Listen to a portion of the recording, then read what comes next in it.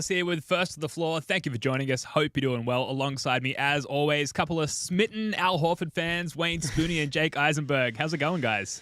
Long time smitten Al Horford fan. I mean, for years now, years. Man, isn't it nice? Like after all the battles we've had, the Embiids, the Giannis's, the Butlers, the KDs. This has been a pretty good fucking run through the Eastern Conference so far. Like, not bad at all. 2 straight 5-gamers. I can handle it. Yeah.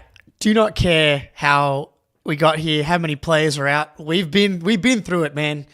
Can contrast this to the last 2 years of second rounds. Yes, game 7, down 3-2 in both of the second rounds of the last 2 years, having to have historic performances from Jayson Tatum on the road in Milwaukee. Kind of another memorable game 6 by Tatum in Philly, where he almost tainted his legacy forever, followed up by a necessary 51-point game in game 7. And thankfully cruised pretty much stress-free. I certainly didn't freak out after game 2 of the series. Never. So, yeah. Good to go. Drama-free, trouble-free, and instead of KP, mostly injury-free as well, which we love to see. And I'm loving some of the pictures to come out of last night. If you're listening to the audio pod, we've got Al Horford like spiking the ball into Dean Wade's body like fucking Zeus. We've got the Jays in a warm embrace. And then we've got just sort of the embodiment of our entire lives at the moment, which is the guy rolling over in bed thinking about Al Horford while his wife thinks he's thinking about other women. Me in a nutshell. Fun show for you guys tonight. We're doing our end of series awards, same as we did after round 1, really. We're going to check in on Jayson Tatum, the Jayson Tatum conversation, rather, now that other stars around the league have exhibited some flaws of their own, Anthony Edwards, and we'll check in on those pesky Knicks, Pacers, Nuggets, etc. But first, please subscribe to the First to the Floor YouTube channel. Hit that like button, subscribe to the audio podcast. That way you won't miss any of our content during this playoff run. You tell your algorithm that you like and want more Celtics content, and you also tell the algo to recommend this show to more people. Everyone wins in that scenario. We're almost at 4K subs now, and I think once we get to 5K, that's a nice, healthy number where maybe, I don't know, we can reach out to Celtics PR and convince them to give us a player, give us JD Davison, give us Luke Cornett. We're real people with real followers. I don't know if that's how it works, but we'll try. While you're at it, check out all of Wayne Spooney's great work over at Celtics Blog. Sign up to the Celtics Blog Playback Room. Celtics, what's the URL? Playback.tv/Celtics Blog, where you can watch live games with us. Check out our merch store. If you'd like to get yourself a First to the Floor bucket hat, those have been flying off the shelves. That's right. Join our Discord server where it's really become this thriving Celtics nerdcore community. Jump in there, check it out. All the links for everything above are all in the description below. Okay, awards coming up in a sec, but Spoony, Game 5. Jake and I talked about it last night on Late Night. We haven't heard your takes yet. What are your general takeaways from the Al Horford explosion in Game 5?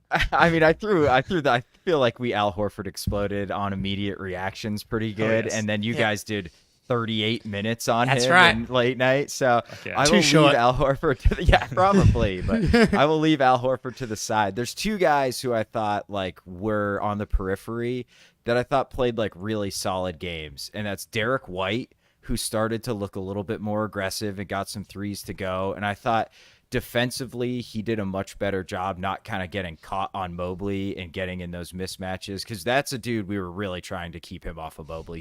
He's the only guy in the starting lineup we weren't comfortable switching on to Mobley.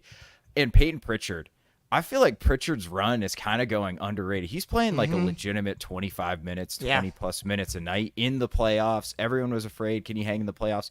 He's looked friggin' good defensively. Especially when he's chasing around guards, he's getting over screens really well. And then he just changes the tenor of the game the second he checks in. Like, we're always yelling, like, pace, they got to play faster. That's never really a problem when Pritchard's out there, but in rare occasions. And he's getting some shots to fall. And I thought he had one of his like little TJ McConnell pull-ups last night. That was so pretty.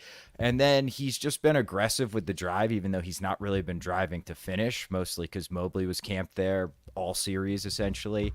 But I just think he's been like answering all of our questions about whether he's a legitimate bench player in the playoffs. He is. He can play against the Knicks. He can definitely play against the Pacers for sure. So even if he can't play in the finals, 3 out of 4 is pretty damn good for Peyton Pritchard. And then I do want to say, you guys You didn't talk about how good Tatum was enough. Dude, he was fucking awesome. The whole game, like every good thing that happened started with Jayson Tatum cracking somebody off the dribble, drawing help. I mean, I just thought he completely dominated that game offensively. And I felt like he was pretty damn good defensively. It was not his best defensive game, but it was a pretty damn good one.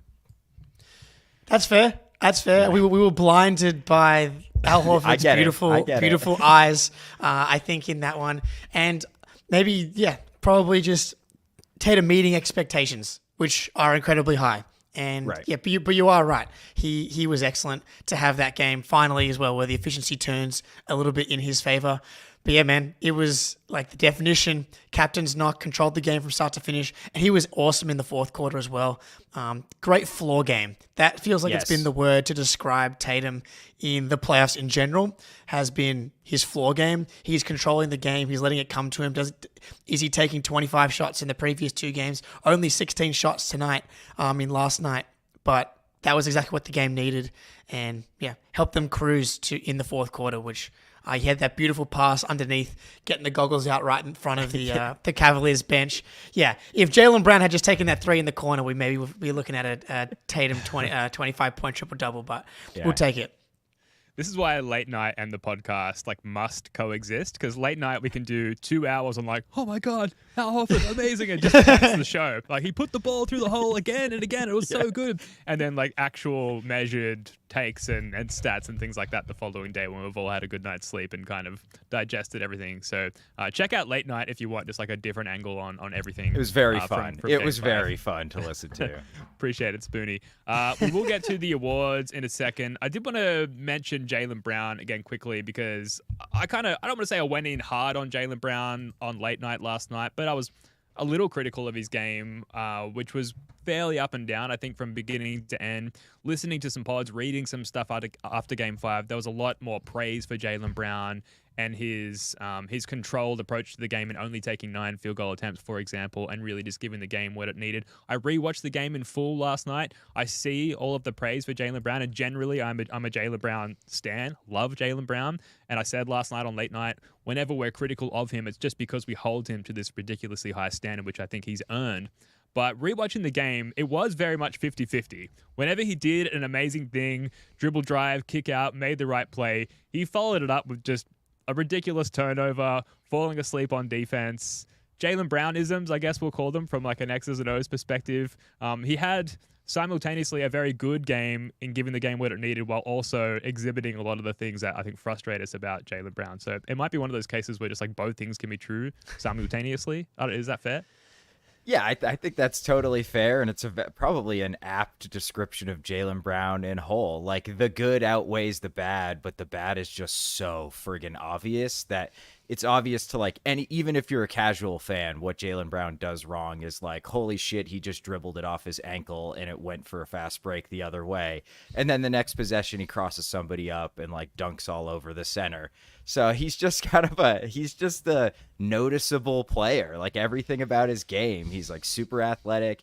He hits these ridiculous mid-range shots, and then he passes it to the other team or gets blown or loses somebody for a backdoor cut. Or I do not know how that ball went through his hands on that Darius Garland pass. I know. Defied Jake, physics. You said he was translucent. I don't just it.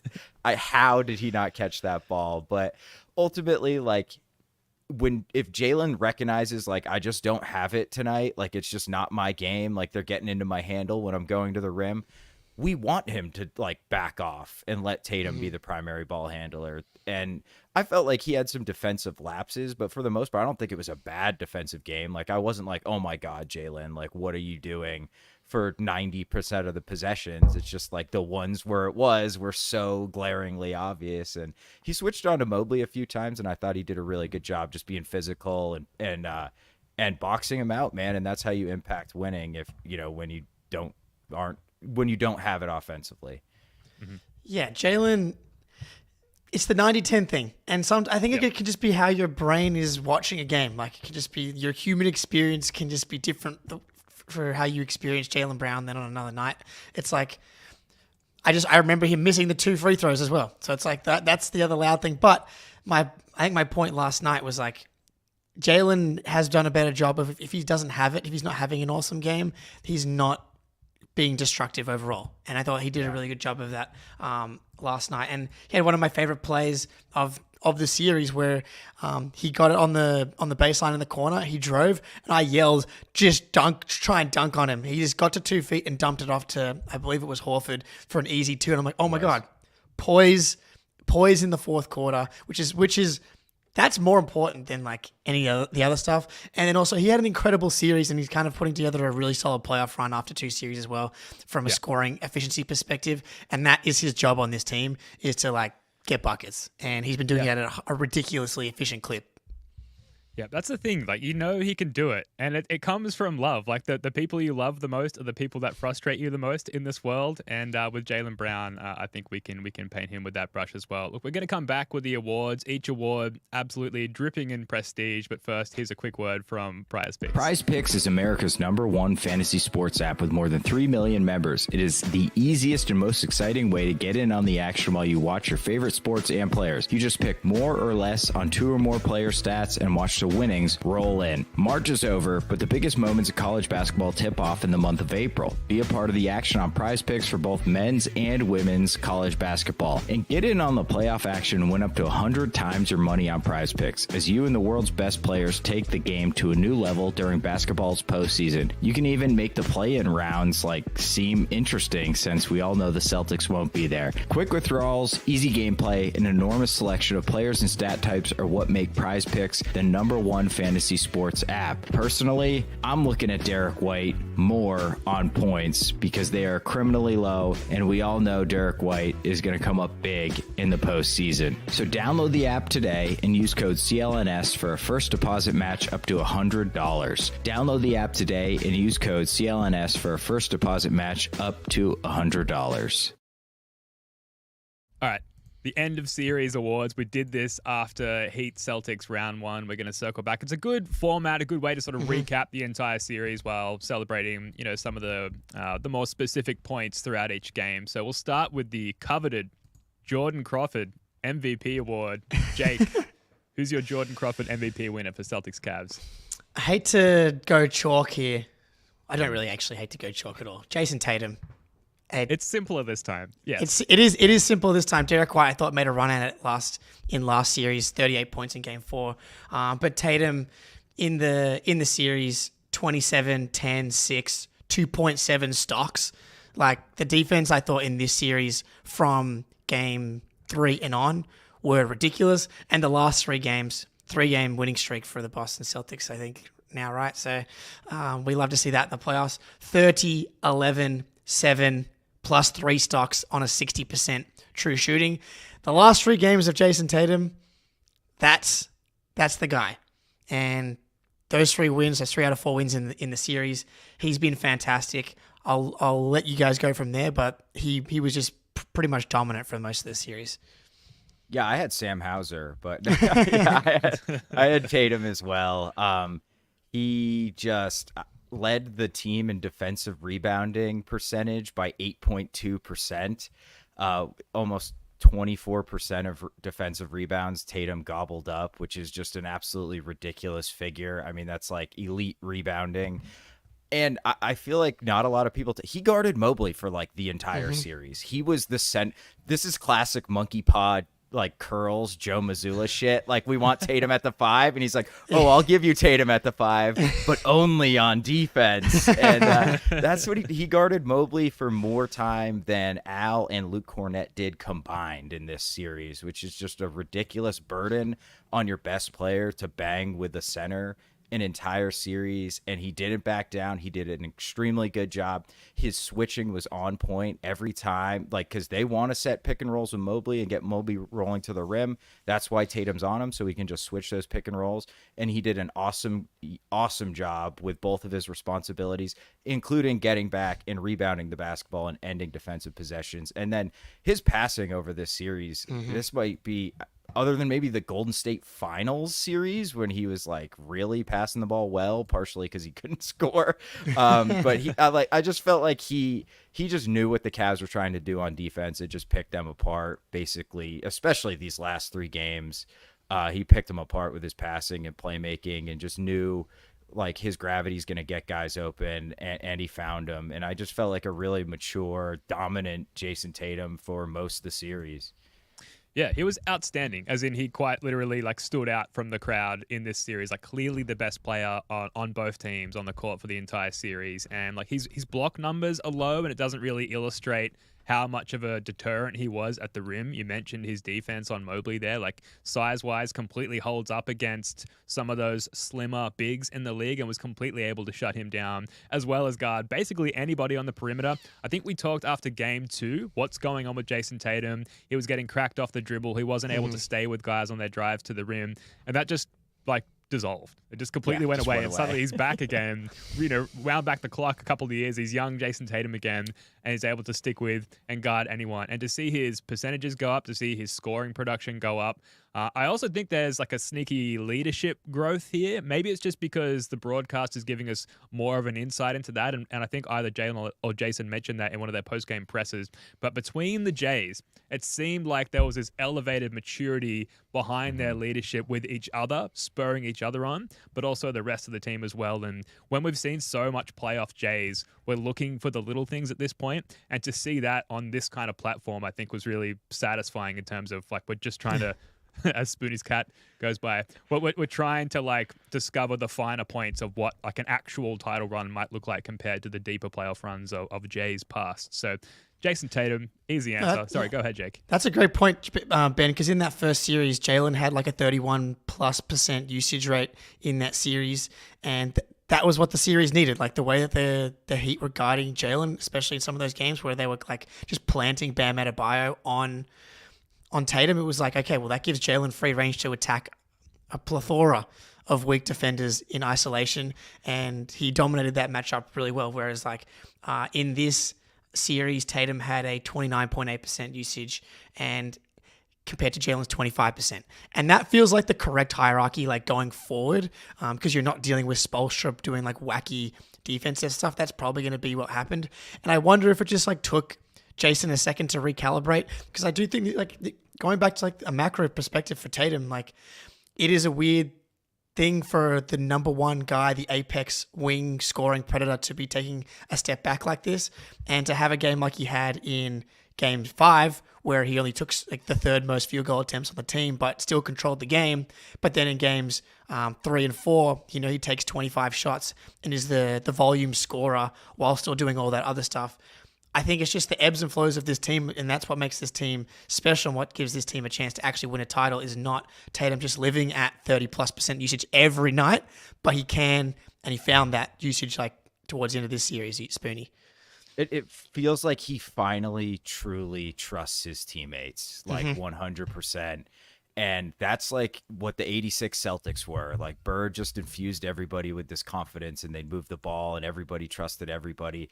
And Tatum, obviously, is not Bird with the passing and playmaking. I'm not trying to make that claim, but it just feels like he's a more unselfish version of Jayson Tatum, where he doesn't feel like I need to go get 30 every night, and the team's better for it. It's the best version of the Celtics since he's been drafted.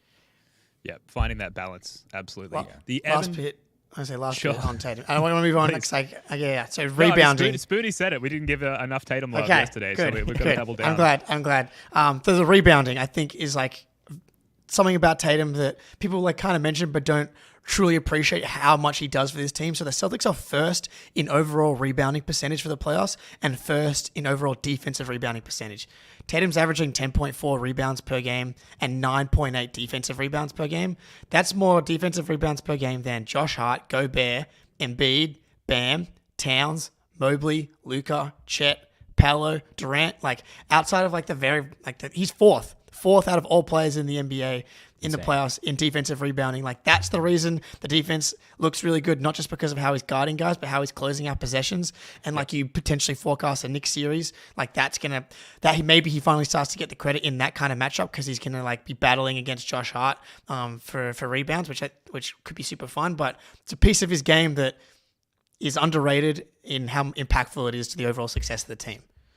he goes up and gets those things with ferocity as well, Rodman-esque ferocity. He seems angry at the ball and like the idea that the team would attempt a shot. How dare you? I'm going to grab this miss and go down the other end. Congratulations, Jayson Tatum, on I guess your first Jordan Crawford MVP award for the year. Evan Turner, the Evan Turner Sneaky MVP Award goes to the sneaky most valuable player. I named these awards in the last 5 minutes before going to bed last night, so apologies for the coyness of them. Spoonie, who's your sneaky MVP for this series? I have Jaylen. Okay. I think we're all recognized, like everyone, all Celtics fans recognize he had a good series or a great series. I don't think we understand how fucking efficient this guy was. Yeah. 67.5 true shooting percentage, Jesus. Which, league average is like 56%. 65.1 effective field goal percentage, league average is like 54. 73.3% at the rim on 6 attempts, 60% from the mid-range in this series, which like I feel like I didn't even realize he was shooting that well from the mid-range. And again, Jake said it on 25% usage. So just like Cleveland didn't have the horses defensively to stay in front of Tatum, so that's why it was more of a Tatum series. But whenever Jaylen had opportunities to attack other than in Game 5, he did it, and he did it with aplomb, with efficiency. And like there was just when the three, I didn't even check his 3-point shooting. I don't think he was great from 3 this series, but regardless, like when he's got it going on his dribble drives like that, 6 attempts at the rim a game, second on the team behind Tatum, and the mid-range is going like that, there's just very little things you can do. And he shot it good from the line. I think he was over 75% from the line in the series too. So I just thought like really, really excellent, efficient, like the perfect second scoring option series in the playoffs. Like a little bit higher efficiency on a little bit lower volume, and like fine defense, solid defense, like not undermining and some amazing defensive possessions at times as well. So just a great series from JB. Yeah, Jaylen was awesome. And from like in a different type of way that I'm used to with Jaylen Brown. I think I've said it before on this series. Usually it's like crazy explosive first quarters or little runs. He was just super consistent. And going back to, I guess, the Game 5 in that he wasn't forcing it. He let the game come to him a lot in this series. I mean, Game 2, not Game 2, Game 3, he was incredible. 13 for 17, like on like 28 points, 9 boards, 3 assists, 1 steal, only 2 turnovers. Like, that's ridiculous. And and Game 1 as well. I mean, 32 points on 12 for 18. Like, that's just, you're not going to beat the Celtics when Jaylen Brown's doing that. And especially when he's doing it in the flow, getting teammates involved, letting the game come to him in a way that he hasn't in years previous. Like, I think, not necessarily that it's a bad thing, but like last year or the year before in Milwaukee where the Celtics lost Game 1 at home, of course, but then Jaylen Brown comes out Game 2, dropping Grayson Allen. But it was like, it went the right way, but Jaylen Brown was like, I'm going to lock in. I'm going to make it kind of my game, and I get on my back, which is fine when it works. But this is just like, get on my back, but just get on my back, get off my back, get back on my back. We're doing intermittent piggyback rides throughout the game here. He's going to hop on Tatum's back for a little bit, and they're gonna keep smacking each other's in the chest, and we're all going to laugh, and it's going to be great. So is JB your sneaky Evan Turner MVP as well? True. No. So I have Drew Holiday. Okay. Good one. Yeah, I have Drew Holiday. I thought defensively, this team, it feels like the defense needs to be the thing that they lean on more so than the offense, because when the defense is humming, that just leads to the offense, tempo, all the stuff that we talk about. And Drew Holiday's right at the middle of this. Like, he was just destructive, defensive playmaking, the rebounding as well. Like, Tatum led the team in rebounding, but Drew Holiday's rebounding has been really important. And when you get rebounding from your guards, like, that's just really impactful. But defensively, every night, I thought that he really set the tone and made Darius Garland really uncomfortable with his strength. And he had that play. Was it yesterday? He switched on to Mobley, and man, the Great Wall of Holiday stood right up, man. Mobley just bang, bang. And then Drew pulls the chair on him. Mobley goes down, and they go back the other way. There are a lot of plays like that, and for a team that needs like that toughness, that identity, those winning plays, a la Marcus Smart, I thought it was really excellent. And then also he kind of found himself offensively in the back half of the series. So he ends up 5 for 9 yesterday, but he had those 2 really big scoring games and facilitating games in Games 3 and 4. Jrue Holiday, my sneaky MVP. Yeah, and his fourth quarter last night, ridiculous as well. We've got some suggestions for the sneaky MVP coming in. We've got Peyton Pritchard, Derek White, Cornette, Jrue. Everyone? The whole team. And a couple of people, Jesse and Z Gamer in the chat, calling out Jaylen Brown's free throw percentage. It's all relative, right? And 75% from the line is huge for Jaylen. Feels like 90. That. Yeah, yes. Amazing. May as well be shooting 100%. I have someone else, a starter, finished the series with an 11.0 assist to turnover ratio. It was Derek White. Oh, Derek White, okay. 11.0 on lower assist numbers than usual, 4.4 assists per game. But that kind of assist to turnover ratio relative to one's role on the team. And Derek, he had that great scoring punch in game one, but then kind of settled into more of an offensive initiator. And in that stretch last night, fourth quarter, we came out and we led with our defense, but offensively, Derek White was initiating a lot of that offense during that stretch. And I think that's just a snapshot of his value to our offense specifically in this series. And obviously, he kind of defends in the shadow of Jrue Holiday a little bit. Like, if it weren't for Jrue, we'd probably be more regularly praising Derek White's defense throughout the course of a given series. Derek White in this one, just how he supplemented the good things that everybody else does and sets everyone else up for success. He's kind of perpetually my sneaky MVP just because of the way that he operates on this team. Get off my corner, dude. Get off my corner. Coming for you, mistress. He's perpetually my MVP. Jeez. Keep it in your pants, dude. I can't guarantee that. Yeah. I don't know. I can't get there with Derek White in this series. I thought that we kind of got the return of hesitant Derek White. There was game 2, he was or 3, he was kind of tripping all over his feet. I thought offensively he struggled pretty mightily games 2, 3, and 4. Really good to see him find that again yesterday. He was 6 for 11 at one point yesterday in that first quarter. He was excellent. Ends up leading the team in field goal attempts yesterday. But again, as you said, Ben, 6 assists, 0 turnovers. So definitely bookended the series really nicely. And, so we'll take that from Derek White for sure. Yeah, and I know that he slumped shooting-wise throughout the series, but I actually really like the way that he played through that and continued to assert himself and continued to find ways to contribute despite that. And players are going to go through shooting slumps throughout the course of the playoffs, particularly long, deep playoff runs, and sometimes they don't always respond positively to that. And Derek White, I think, doesn't blink and just continues to play the right way. So I know he was terrible through certain games, but that's why he's a sneaky MVP, not the actual MVP. Real quick on Derek's defense. I think it's hard to notice, but I feel like he takes away spot up threes better than just about anybody on the team. He did some stuff to Strus that was just dirty with these rear contests where he has to get over a pin down screen.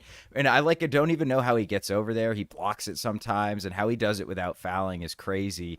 And I think he just reads the play so well that he gets to guys. So instead of a spot up 3, they just have to move it or try to drive a closeout. And when it's guys like Dean Wade and Strus, that's just not going to happen. But and Jrue, I mean, he had Garland in hell. Garland was doing everything he could possibly get away try from to do to get Jrue Holiday off of him and Al Horford onto him, which worked until game 5. But so yeah, I think they're all deserving. I get it with Derek. The offense was just not quite there for me, especially with I just felt like Jaylen's offensive punch was pretty impactful as a second banana, but all worthy. You could probably make an argument for Luke Cornette too at times. He has a monster. He has a great game this series. Ben, I think honestly, you made a good point about him playing through that stuff. Because even that game, he had a bad game. He had 3 for 8 from 3, and it's and they were big shots too. So yeah. I think you're right. He only has 2 games there where he has bad 3-point efficiency, and in the playoffs, that's what you need sometimes. We really need to figure out how to do polls in StreamYard here to just try and break these tiebreakers. For the sake of it, and this is just completely off the cuff to award the award to somebody, I'll jump on the Jaylen Brown train, and that's no offense to Jrue, and I do think partially because I think Jrue will feature again later in the awards, but Jaylen Brown, the idea of him finding his version of Scottie Pippen and being the ultimate 2, you could argue that is more difficult to find a balance with than becoming the ultimate 1. Just ultimate 1, give in to your talents. Be the top scorer, be the guy. That's easy because you've always been that guy before you got into the NBA. finding your groove as number 2, there's more nuance to that. And the fact that Jaylen is, despite his sort of mental lapses at times, is starting to find that balance there. I think we have to give him the award, but credit Drew as well. And apologies, Jake. I don't know why I feel so bad about that. Anyway. I'll be okay. Yeah, great. Okay. The aptly named Game of the Series award for Game of the Series. Worst game of the series, yeah. Yeah. Game 3 was the game of the series. Exactly the same as the round 1 against the Heat. And it's because of the release, the internal release, the unclenching, if you will. Just the okay, game 1 was great. Let's see if we can do it again. Game 2, oh no, history repeating itself. We've lost game 2 at home in despicable fashion. Now we're in trouble. It's a must win. We go down to Cleveland. We lose one. Suddenly we're down in the series. Maybe we go back home. They win that pivotal game 5. Donovan Mitchell goes for 50. This is just the anxiety storm that you find yourself within. Trying to find shelter in the storm. And then they come out game 3 and they just pants the Cavs. And it's just the relief. And the feelings that come from that. It's hard for me to say any game was better just because of how good that feels, that sense of relief feels. Absolutely. The narrative piece of game 3. Yeah. You lose game 2. You get blown out in game 2 at home. And we feel like absolute shit again. Tatum has his worst game of the playoffs, and we're wondering if he's injured. And then, so you're absolutely right. You get the flip, you get the release around the other side. Tatum has his best game of the playoffs. Jaylen has his 13 for 17 night where he goes nuts. And Donovan Mitchell goes just nuclear in the first half. He goes 23 points on 6 for 8. Just ridiculous pull-up threes. Ends up 7 for 10 in that game.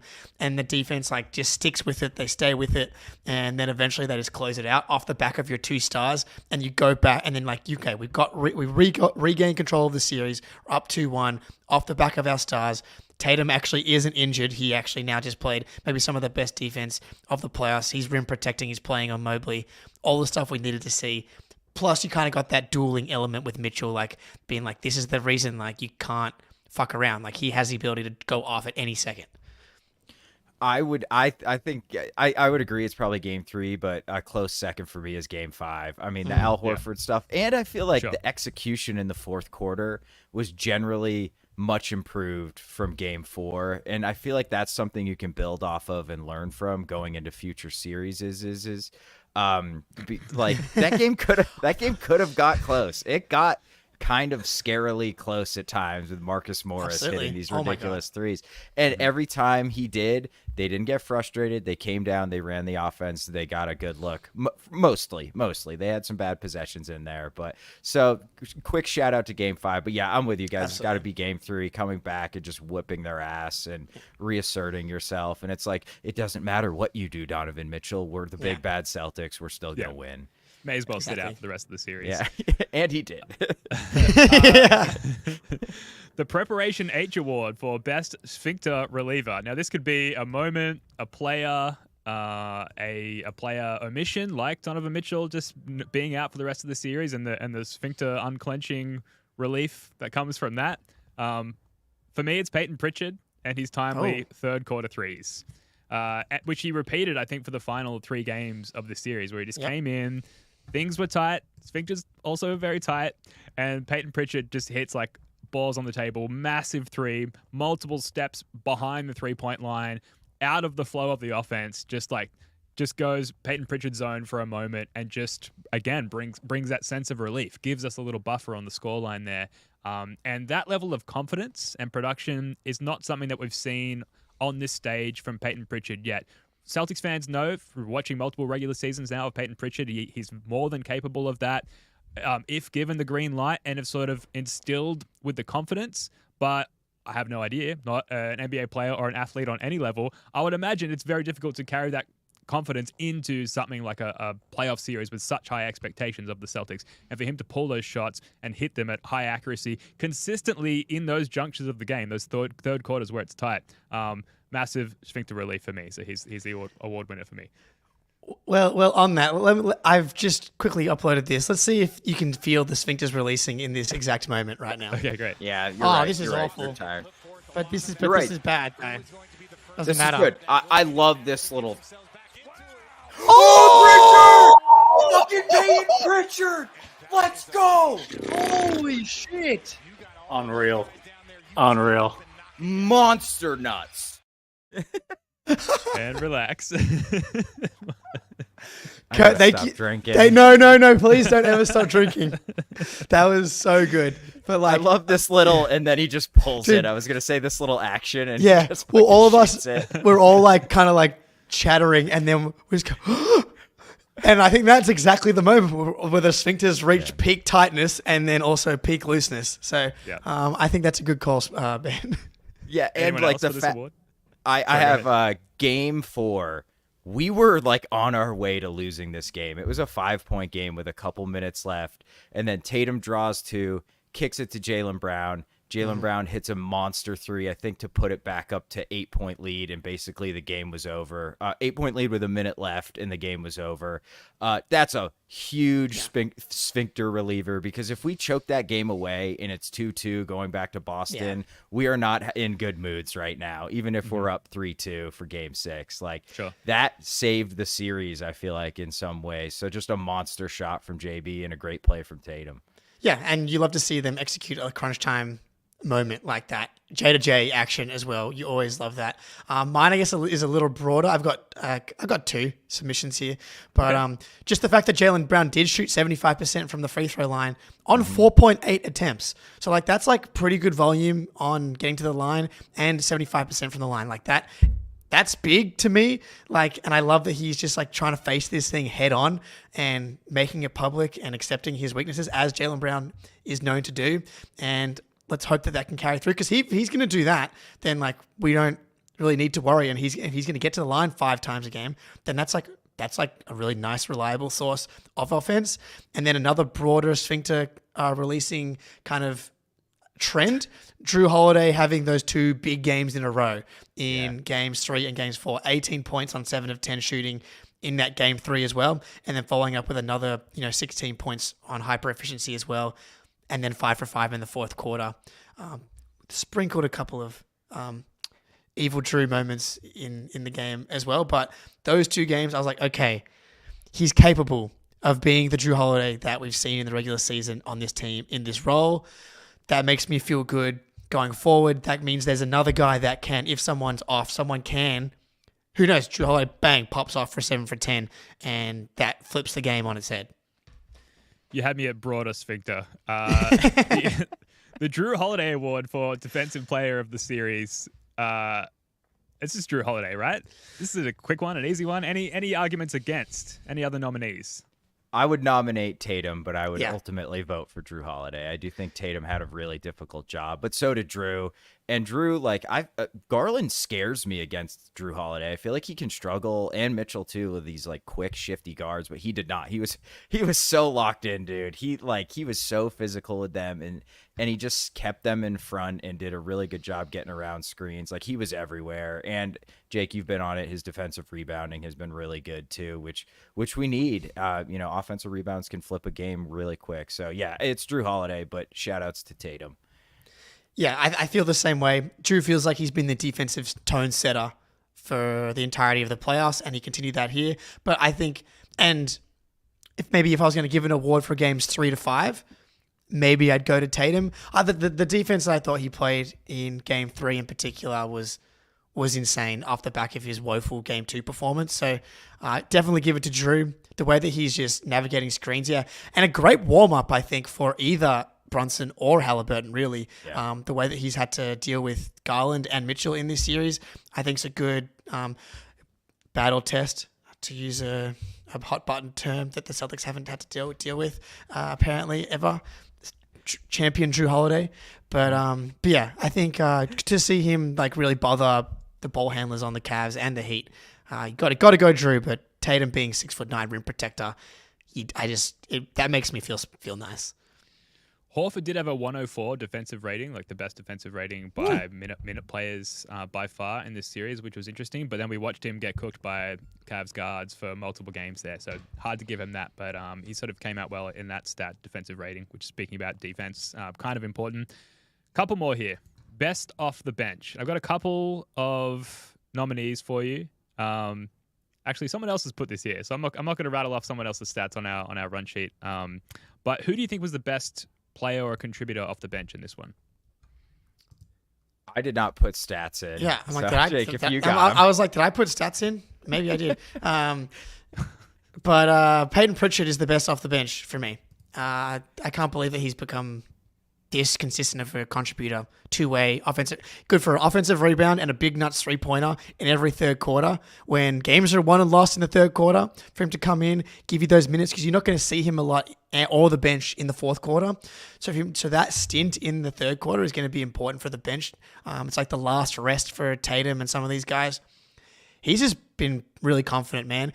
And like that three that he's got the three big nuts threes, the one that we just watched, the logo three, end of quarter, third quarter. He has Dean Wade isolated. He waves off Tatum and just bangs it over Dean Wade. And then again yesterday. And then defensively, man, he just digs in. He had a play that it's going to be on underrated plays where he gets switched onto Mobley. They end up getting Cornette to scram switch it, but Pritchard just like digs in just enough where like Mobley doesn't just waltz into a really deep catch to make it an easy two. And it's like, that's what really matters in the playoffs, man. Can you scrap for an extra foot or two of space to make Mobley's catch a little bit more difficult, to lower the percentage chance that shot goes in? Like, that matters. One offensive rebound from your 6'4" guard that's shooting 43% from way up from his regular season numbers. He just makes winning plays, dude. Dog. Straight up dog, and he's just bringing it in the playoffs. He's averaging 11. He averaged 11 points a game in this series, which I didn't even realize, which is pretty solid. And he shot 50% from three and over 50% from the floor. Only one turnover a game. So just a really awesome. And like I said, did a good job hounding Garland when he had to. So really, really solid series for Pritchard. He was my easy number one for the best bench player. Yeah, 23 minutes per game in the series just shows like Joe's confidence in his ability to impact this series. And yeah, like aside from the scoring, like you guys said, the screen navigation and hounding the Cavs guards, and yet somehow getting himself in position for offensive rebounds in the trees there. Truly amazing stuff. And again, like we talked about it with the third quarter timely shots, but just the confidence to get himself truly involved in a series and to truly impact a series is just the kind of growth that you want to see from someone on Pritchard's career trajectory. So good stuff. Last award here, most memorable non-basketball moment. And I have some nominees for you guys. LeBron leaving Cleveland early, Tatum's chest slap on JB in the ensuing payback last night, JB gassing up Big Juice. Like we talked about the leadership growth there, and we got a little insight into like their dead ball conversation there. Big Juice. Marcus Morris's 3-point joke-a-thon, and Horford just leaving the court last night, embracing the Garden crowd, them responding in kind, and just the whole Horford sequence last night. All non-basketball moments, some of which obviously happened on the basketball court, but do any of those stick out to you, or do you have any other nominees you'd like to add? One sticks out to me. I'd like to be positive. I'd like to say it was Al leaving the court, which I probably would vote for, except watching LeBron dejectedly leave Cleveland again. What were you headed to? Miami, LeBron? Couldn't even stay till the end of the buzzer. Oh, it just gives me fuel, dude. Oh, it's so good. He's just the worst. I absolutely love that moment. That's an easy one for me, but I think Horford, like that ovation they gave him, well deserved at the end of Game 5, was kind of almost teared me up a little bit. That was so awesome. I should have known Spoonie was going to go LeBron. Any chance to shit on LBJ? And who am I to fault you for that one? Yeah, Horford was incredible that moment, and for him in the press conference to talk about the connection he has with the fans, and he could feel that in that moment, and he wanted that adoration from the crowd in that moment, and they gave it right back to him, which of course you knew that they were going to. Just the Garden knows ball. Al Horford knows ball. He knows winning plays. The classic moniker, Al Horford is good. And if you a great litmus test for someone's ball knowing knowledge is their opinion on Al Horford. Mm-hmm. And man, 22, 15, 5 assists, a steal, 3 blocks, when everything felt like it was working against him.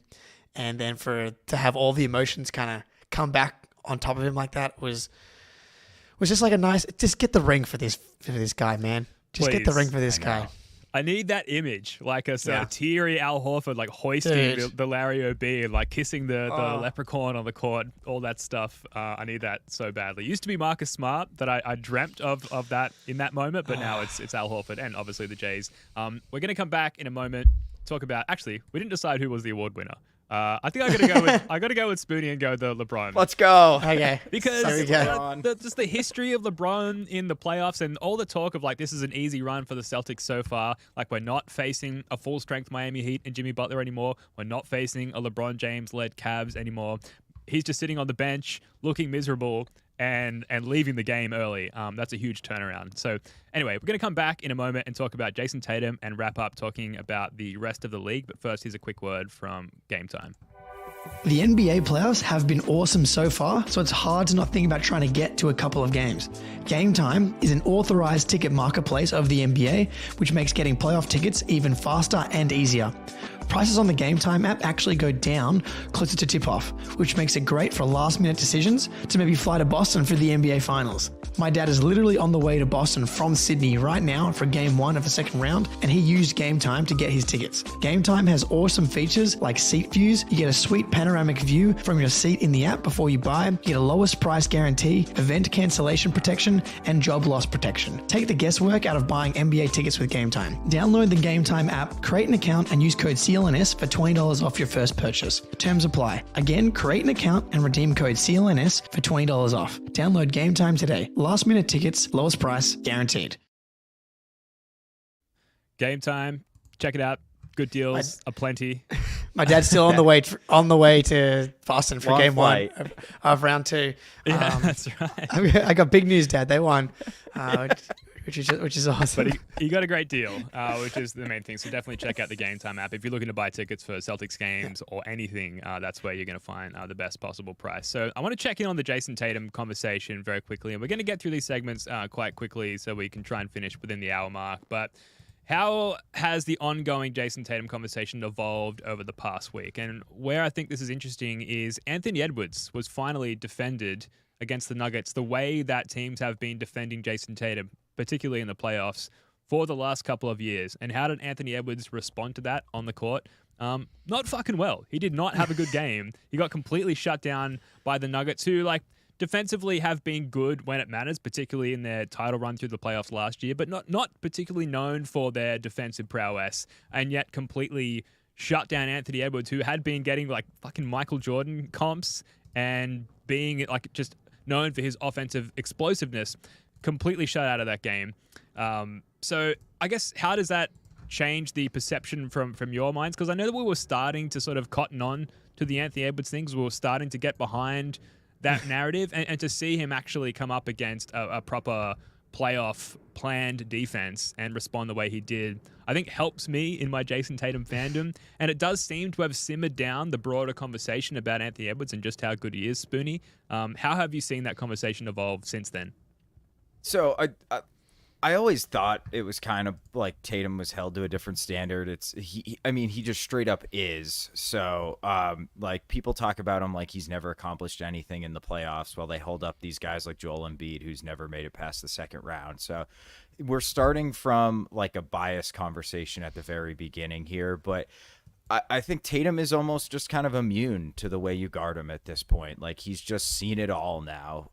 He's been in so many playoff games for just 26 years old. And Ant's got a lot of learning to do, man. This is what it looks like when you're now being guarded like the number one option. It's really fucking hard to be consistent when that starts happening. And Ant was really inconsistent all season. So I doubt the conversation will change. It will just stop happening.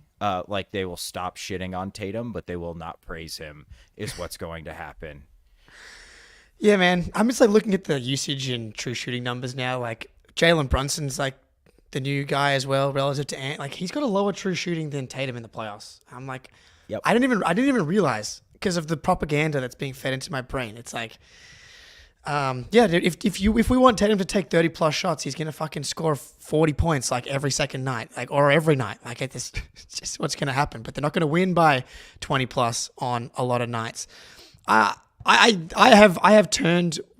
It's really interesting with Ant because he was absurd for the first 7 games of the playoffs, and then they finally threw like a pretty normal like playoff defense at like a number one guy, and his teammates weren't able to kind of beat him, so he started to force it, and it didn't go very well. And like Tatum's been dealing with that for years now, but I am now more open to the idea of entering Tatum's tier sooner rather than later. But like the thing was like, can he at least prove it first? Do we have to put him in there before he actually does it? And I got it like Ants game 4 in at home where he has 44 points and they still lose. Like he was incredible in that game and they still lost. Sure. But I do think it's like it has balanced out, and to be a number one guy and to beat these like elite defenses, there's really one guy in the league that can do it consistently right now, and it's Jokic. Other than that, like you're going to need your teammates to help you beat these defenses to open things up so you can get back in the rhythm.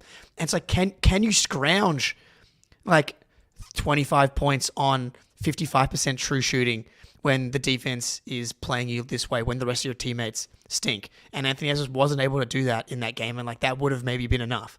So yeah. It's a high-risk conversation given that at the time of streaming and recording this podcast, the Nuggets and the Wolves play in a couple of hours, and how Anthony Edwards responds in that game to that defense from the prior game will obviously be hugely important in how this narrative shifts from what it's at right now. But it was just refreshing and a nice reminder and potentially a bit of a wake-up call to some of the anti-Tatum, pro-Anthony Edwards stands of like what it looks like when you are the total focal point of a solid playoff defense. So I thought that was interesting to just bring that up very quickly.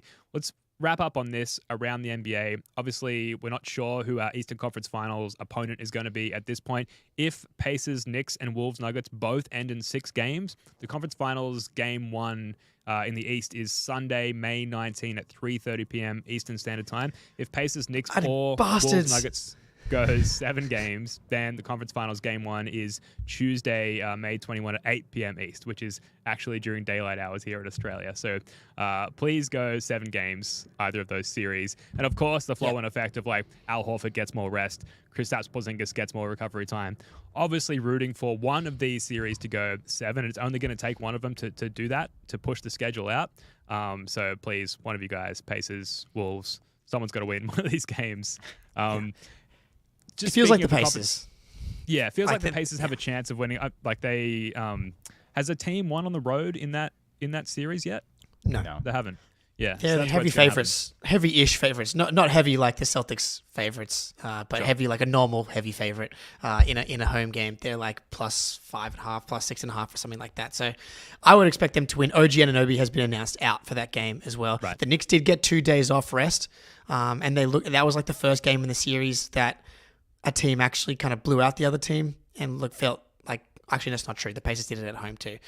So I take that back, but like maybe that'll just continue. Home team rolls. Yeah, I feel like it's Knicks in 7.